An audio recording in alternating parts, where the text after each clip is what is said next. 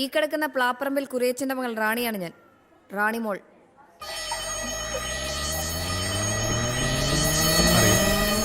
അത് ശരി, എല്ലാം അറിഞ്ഞുകൊണ്ടാണല്ലോ ഇതെല്ലാം ഒപ്പിച്ചത്.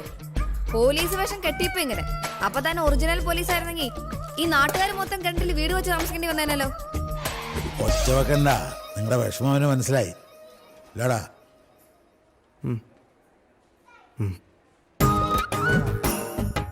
ഞാൻ പറഞ്ഞ പോലെ സാറ് സമ്മതിച്ചു.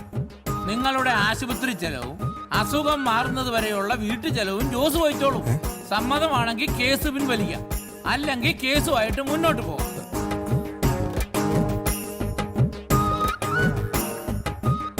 ഒരു പേടിയും വേണ്ട, എല്ലാ ചെലവും നടത്തിക്കോളും. നമുക്കൊരു എഗ്രിമെന്റ് വെക്കാം, എന്താ? ഏതായാലും അച്ഛൻ വന്ന് പറഞ്ഞതല്ലേ, നമുക്കൊരു ഒത്തുതീർപ്പായാലോ? അത് പിന്നെ ചെലവെന്ന് പറഞ്ഞതില് ഇതും പെടും.